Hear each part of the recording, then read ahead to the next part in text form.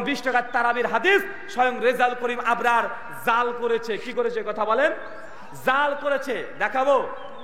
জনতা programme করছিলাম, একজন উঠে চলেছে আমাকে, আমি আরবি পড়েছি, একটা হাদিসের ইবারত পড়েছি, আমার ইবারতের মধ্যে একটু ভুল হয়েছে, ওটার পিছনে দৌড়তে শুরু করেছে। আমাকে হচ্ছে আপনি আরেকটু পড়েন। ব্রাদার রাহুল সাহেব, আপনি জেনারেল শিক্ষিত লোক, মাদ্রাসা শিক্ষিত লোক নন, এবং আপনি ঠিক মতো হাদিসের এবারত এরাব দিয়ে হরকত দিয়ে পড়তেও পারেন না, এটা প্রমাণিত। আপনি কোরআন শরীফের আয়াত পড়তে গিয়েও অনেক গলত করেন, এটাও প্রমাণিত। আসসালামু আলাইকুম ওয়া রাহমাতুল্লাহি ওয়া বারাকাতুহু। প্রিয় ভাইরা, আপনারা এতক্ষণ দেখলেন যে ভিডিওর ক্লিপ, সেটা হলো রাহুল ব্রাদার্স এবং রেজাউল করিম আবরার বা আলাউদ্দিন জিহাদি সাহেব। অনেক সময় রাহুল ব্রাদার্স এরকম হানিফি উলামায়ে কেরামদেরকে চ্যালেঞ্জ দিয়ে থাকেন যে বহস করার জন্য, কিন্তু রাহুল ব্রাদার্সের সঙ্গে কোনো উলামায়ে কেরাম বহস করতে চান না। কারণ উনি জেনারেল শিক্ষিত মানুষ, এবং জেনারেল শিক্ষিত থেকে উনি এখন দিনের কাজ করতেছেন। কাজ করতে গিয়ে উনি অনেক বিতর্কমূলক মাসলাগুলো নিয়ে আলোচনা করেন এবং বড় বড় শেখ মুশাহিদেরকে উনি চ্যালেঞ্জ দিয়ে দেন। বন্ধুগণ, এরকমই উনি তেরাবির নামাজ নিয়ে উনি চ্যালেঞ্জ মারতেছিলেন বারবার। সেই চ্যালেঞ্জের জবাব আমাদের মুফতি আলাউদ্দিন জিহাদি সাহেব দিয়েছেন, এবং দেখি আমরা এখন যে মুফতি আলাউদ্দিন জিহাদি সাহেবের এই চ্যালেঞ্জ কি রাহুল ব্রাদার্স গ্রহণ করতে পারেন। অপরদিকে রাহুল ব্রাদার্স তার বক্তব্যে কিরকম ব্যঙ্গ করতেছেন যে হানিফি আলিমদের তারা হরকত ছাড়া বা তারা কিরকম অপমানিত করতেছে যে হানিফি উলামায়ে কেরাম নাকি হাদিসের ইবারত ঠিক মতো পড়তে পারেন না। আসুন প্রথমে আমরা রাহুল ব্রাদার্সের কিছু অহংকারমূলক কথা উনি বলেছেন, যেটা বলা অত্যন্ত নিন্দনীয় হয়েছে। আশা করি আপনারা সম্পূর্ণ ভিডিওটি দেখবেন, দেখলে বিষয়টা সম্পূর্ণভাবে বুঝতে পারবেন। আসুন আমরা প্রথমে রাহুল ব্রাদার্সের কিছু কথা আমরা শুনে নেই।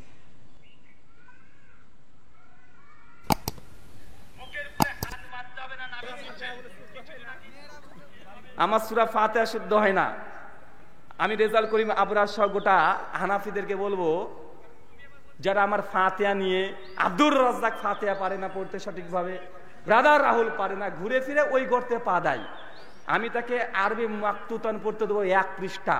যদি বাপের বেটা হয়ে থাকে আমার সামনে 1 পৃষ্ঠা মাকতুতান আরবি পড়বে। মাকতুতান আরবি বুঝেন? মানে ইমাম বুখারী সহিহ বুখারী নিজের হাতে লেখা, জাবাদের পেজ তো দূরে কথা, নুকতাও নাই। কথা বুঝেন নাই ভাইজান?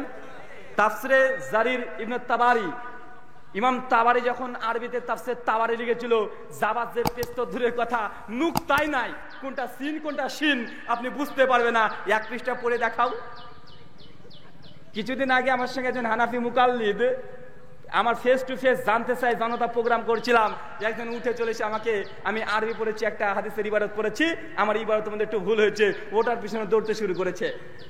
আমাকে হচ্ছে আপনি আরেকটু পড়েন। আজ ভাই আমার যতটুকু দরকার ততটুকু পড়ে ফেলেছি, বলছে আর একটু পড়েন। আজ বেটা তুই যদি আরবির এত পণ্ডিত হোস, সংসারটা মাকতুতান আরবি বের করেছি, মানে মুসান্নাফ ইবনে আবি শাইবার হাতে লেখা নুসখা, মানে হাতে লেখার আছে 1 লাইন পর, 1 পৃষ্ঠা না, 1 লাইন পরে অনুবাদ কর তোর বাপের যদি ক্ষমতা থাকে।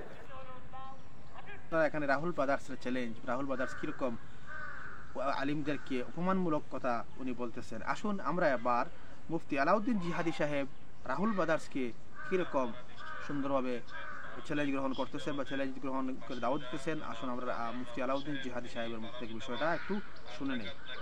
আপনারা নিশ্চয় অবগত হয়েছেন, ভারতের মুর্শিদাবাদের বাসিন্দা জনাব ব্রাদার রাহুল সাহেব, তিনি তারাবি নামাজ 8 রাকাত নাকি 20 রাকাত, এই বিষয়টাকে সামনে রেখে একটা চ্যালেঞ্জ ছুড়ে দিয়েছেন, এবং তিনি 8 রাকাতের পক্ষে। আর আমাদের বাংলাদেশের দেওবন্দি ঘরানা এবং সুন্নি ঘরানার বেশ কয়েকজন আলেমের নাম মেনশন করে তিনি চ্যালেঞ্জ করেছেন। তো এই চ্যালেঞ্জের আলোকে আমি সংক্ষেপে 2টি কথা বলতে চাই। ব্রাদার রাহুল সাহেব, আপনি জেনারেল শিক্ষিত লোক, মাদ্রাসা শিক্ষিত লোক নন, এবং আপনি ঠিক মতো হাদিসের ইবারত এরাব দিয়ে হরকত দিয়ে পড়তেও পারেন না, এটা প্রমাণিত। আপনি কোরআন শরীফের আয়াত পড়তে গিয়েও অনেক গলত করেন, এটাও প্রমাণিত। আপনি অনেক সময় কিতাবের নাম বলতে গিয়ে দেখে দেখে কিতাবের নামটা ভুল করেন, এটাও প্রমাণিত।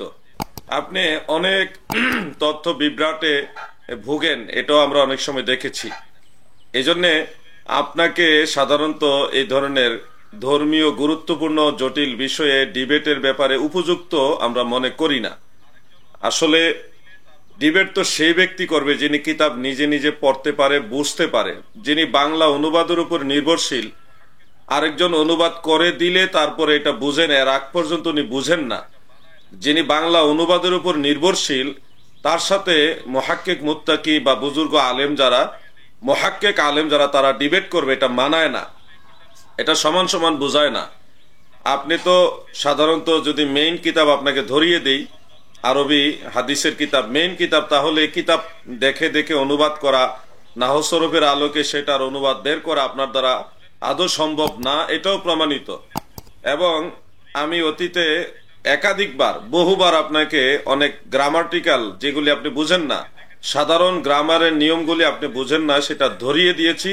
এটাও কিন্তু দেশবাসী দেখেছেন এবং আমরা এটা আপনার কাছ থেকে দেখেছি, জড়তাটা আপনার মধ্যে রয়েছে। সেই সুবাদে দেশের বড় বড় আলেমদের সাথে আপনি এই ধরনের একটা ধর্মীয় বিষয় নিয়ে ডিবেট করবেন, এটা আপনার মানায় না।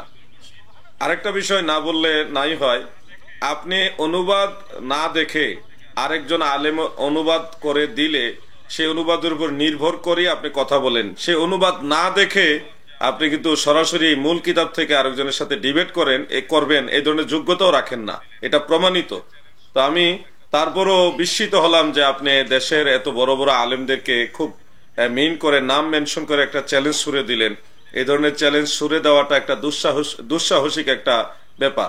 আমি এটা দেখে রীতিমতো বিস্মিত হয়েছি। কারণ আপনি যদি একজন যোগ্য ব্যক্তি হতেন, যে বড় মুহাদ্দিসের সাথে ডিবেট করার মতো যোগ্য ব্যক্তি, তাহলে আশ্চর্য হতাম না। কিন্তু আপনি এমন একজন ব্যক্তি যে নিজে নিজে কোরআন শরীফ পড়তে পারেন না, পড়তে গেলে সমস্যা হয় আপনার। হাদিসের আবারও দেখে দেখে পড়তে পারেন না, পড়তে গেলে সমস্যা হয়। আপনি যদি বড় বড় আলেমদেরকে এইভাবে চ্যালেঞ্জ করেন, এটা হাস্যকর বিষয় হয়ে দাঁড়ায়। এরপরও আমি সমস্ত আলেমদের একজন অনুগামী হিসেবে, আলেমদের একজন স্নেহভাজন হিসেবে আপনাদেরকে, যারা লাইভে এসছেন, আপনাদেরকে বলছি যে এই ধরনের চ্যালেঞ্জ দেখে আপনারা অনেক সময় ভাবেন যে উনি অনেক বড় আলেম, অনেক কিছু, এই সেই হ্যান তেন। তো আপনাদেরকে মূলত বোঝানোর জন্যই আজকে লাইভে ব্রাদার রাহুল সাহেবকে আমরা অনুরোধ করব, আপনি যদি ডিবেটে বসতে চান, আমাদের শর্ত আছে, আপনি কোনো বাংলা অনুবাদ কিতাব দিয়ে আপনি ডিবেট করতে পারবেন না, মূল কিতাব দিয়ে ডিবেট করতে হবে। এটা আমাদের প্রথম শর্ত। দ্বিতীয় শর্ত হলো, আপনি মূল কিতাবের ইবারত আগে পড়বেন, তারপরে ওইখান থেকে আপনি সরাসরি অনুবাদ করবেন। কোনো বাংলা অনুবাদের সহযোগিতা নিতে পারবেন না। ডিবেটের জন্য এটা শর্ত, অন্য সময়ের জন্য না। কারণ ডিবেট তো ডিবেটই, কারণ আপনি কিতাব বুঝেন কিনা, আপনি নিজে নিজে বুঝে কথা বলছেন নাকি আরেকজনের অনুবাদের উপর নির্ভর করে কথা বলছেন, সেটা আমাদের বুঝতে হবে, আপনার যোগ্যতার বিষয়টা চিন্তা করে। আরেকজন অনুবাদের উপর নির্ভর করছেন, আপনার দলের একজন অনুবাদ করে দিয়েছে, সে তো সঠিক অনুবাদ করতেও পারে, নাও করতে পারে।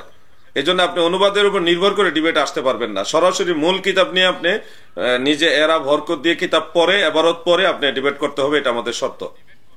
তারপরে আপনি ডিবেট করতে চাইলে অবশ্যই আমি বারবার বলছি, অবশ্যই আমাদের এই ডিবেটের মাঝখানে বিজ্ঞ প্রাজ্ঞ অন্ততপক্ষে 2 জন আলেম, তিনারা বিচারক হিসেবে থাকবেন, সালিস হিসেবে থাকতে হবে। না হয় আপনি সঠিক বলছেন না ভুল বলছেন, এটা নির্বাচন কে করবে? আপনার যারা দর্শক, আপনাকে যারা ফলো করে, তারা তো আপনাকে জিন্দাবাদ দিবে, আমাকে যারা ফলো করে তারা আমাকে জিন্দাবাদ দিবে। কিন্তু অরিজিনালি কে সত্য সঠিক তথ্য দিচ্ছেন, এইটা বিচার বিশ্লেষণ করার জন্য মুহাক্কিক, বিজ্ঞ প্রাজ্ঞ, অভিজ্ঞ প্রবীণ অন্ততপক্ষে 2 জন আলেমের প্রয়োজন রয়েছে। তো সেই 2 জন আলেমের মধ্যে আমাদের পক্ষে একজন, আপনার পক্ষে একজন রাখেন, বড় একজন আলেম রাখতে হবে, যিনি মুত্তাকি এবং আমানতদার, চাটুকার নয়, মানে পক্ষপাতিত্ব করে কথা বলবে এরকম নয়। পক্ষপাতিত্ব করে যারা কথা বলবে, এই ধরনের বিতর্কিত ব্যক্তিকে আমরা সালিস হিসেবে গ্রহণ করব না। তো এই শর্তগুলি আপনি খেয়াল রাখবেন এবং আলোচনা সাপেক্ষে তারিখ হবে, আপনার একতরফা তারিখ হবে না, আলোচনা সাপেক্ষে তারিখ হবে। আপনি আসুন, আপনাকে আমরা ডিবেটের জন্য উপযুক্ত মনে করি না, কিন্তু দেশবাসী সবাই জানুক, জানার দরকার আছে। এই সুবাদে আপনার এই চ্যালেঞ্জটা আমরা আহলে সুন্নাত ওয়াল জামাতের পক্ষ থেকে অ্যাকসেপ্ট করলাম। আপনি আসুন, এবার দেখি আপনি কয়টা কিতাবের ইবারত থেকে দলিল দিতে পারেন। আমরা আহলে সুন্নাত ওয়াল জামাত নতুন নয়, আমরা সেই রাসূল পাকের জামানা থেকে অদ্যাবধি 20 রাকাত তারাবি পড়ে আসছি, পড়তেছি, কিয়ামতের আগ পর্যন্ত 20 রাকাত তারাবি চলবে। কিন্তু আপনারা 8 রাকাত ওয়ালারা যারা, আপনাদের এই 8 রাকাতের ব্যবসা শুরু হয়েছে মাত্র আজ থেকে 130-35 বছর আগে। এর আগে আপনাদের এই আন্দোলন বা 8 রাকাতের এই আন্দোলন, তারাবি নামাজ 8 রাকাত প্রমাণ করার এই ধরনের আন্দোলন ছিল না। মানে আপনারাই নতুন। রোহিঙ্গারা এসে যেমন হঠাৎ করে বলে যে দেশ আমাদের, তা আপনারাও সেই 1450 বছর যাবৎ 20 রাকাত তারাবি প্রতিষ্ঠিত থাকা সত্ত্বেও আপনারা নিজেরা ইমাম সেজে দলিল সেট করে প্রমাণ করতে চাচ্ছেন যে 8 রাকাতেই তারাবি। আসলে যেই কিতাব থেকে আপনারা 8 রাকাতের তারাবির দলিল দিচ্ছেন, সেই কিতাবের লেখক মুসান্নিফ তারা নিজেরাই 20 রাকাত বা ততোধিক রাকাত নামাজ পড়েছেন। 8 রাকাতের ব্যবসা কেউ করেননি। এই জন্য আপনারা একটা ফিতনা হিসেবে উম্মতের মাঝে দাঁড়িয়েছেন। আমি প্রকাশ্যে এই অনলাইনের মাধ্যমে ব্রাদার রাহুল সাহেব আপনার এই চ্যালেঞ্জটা সাদরে গ্রহণ করলাম। আপনি নিয়মতান্ত্রিক সামনে আসবেন, তাড়াহুড়া করে ছল চাতুরি করে পিছু হটার কোনো চেষ্টা করবেন না। নিয়মতান্ত্রিক ভাবে আসতে হবে। আলোচনা সাপেক্ষে কোথায় বসবো, ফিজিক্যালি বসবো নাকি অনলাইনে বসবো, এটা আলোচনা সাপেক্ষে সিদ্ধান্ত হবে। তারিখটাও আলোচনা সাপেক্ষে হবে। এবং আমরা কোন মিডিয়ার মাধ্যমে বসবো, যদি মিডিয়াতে বসি অনলাইনে, কোন মিডিয়াতে বসবো সেটা আলোচনা সাপেক্ষ হবে, একক সিদ্ধান্ত হবে না। এই কথাগুলি ভালোভাবে মনে রাখবেন। আবার স্মরণ করিয়ে দিচ্ছি, কোনো বাংলা অনুবাদ কিতাব চলবে না, কোনো বাংলা অনুবাদ কিতাব চলবে না। ডিবেটের জন্য সত্য, এটা মূল কিতাব লাগবে এবং সে কিতাব এরাব হরকত দিয়ে পরে পরে অনুবাদ করে আপনি বুঝাতে হবে যে আপনি যোগ্য ডিবেটের জন্য একজন ব্যক্তি, এবং সেটার পাল্টা জবাব হিসেবে আমরাও আরবি কিতাব, মেইন কিতাব থেকে আপনাকে অনুবাদ করে করে জবাব দিব ইনশাআল্লাহ। এটা ভালোভাবে মনে রাখবেন। ব্রাদার রাহুল সাহেব, পিছু হটার কোনো সুযোগ নাই। এবার আসেন, প্রত্যেক মাহে রমাদানে আপনি একটা উম্মতের মাঝে একটা ফেসাদ সৃষ্টি করেন। তো ফেসাদ দীর্ঘদিন হোক, এটা আমরা চাই না। গত বছরও আপনি এই মাহে রমাদান ইবাদতের মৌসুমে, একটা আত্মশুদ্ধির মাসে, সংযমের মাসে, আল্লাহ তাআলার রেজামন্দি হাসিলের মাসে একটা তারাবি আর তাহাজ্জুদ, এক নামাজ না দুই নামাজ, এ নিয়ে একটা বিতর্ক করে লজ্জিত হয়েছিলেন। আপনি একেবারেই মারাত্মক পর্যায়ে লজ্জিত হয়েছিলেন। এই বছর আপনি শুরু করছেন 8 রাকাত আর 20 রাকাত। এটা তো প্রমাণিত বিষয়, প্রতিষ্ঠিত বিষয়, মীমাংসিত বিষয়। নতুন করে আমাদের মীমাংসা দেওয়া লাগবে না, আমরা শুধু সেটা ফলো করব বাস। ইসলাম নতুন আসেনি যে আপনার মতো নতুন করে কোনো কিছু প্রমাণ করতে হবে। আমাদের ইসলাম অনেক পুরাতন। আমাদের মানহাজ সেই 1450 বছর আগের মানহাজ। অতএব এখানে নতুন করে কোনো কিছু প্রমাণ করার প্রয়োজন নেই, সেটা অনুসরণ করলেই হবে। আমি লাইভের মাধ্যমে এই চ্যালেঞ্জটা গ্রহণ করলাম।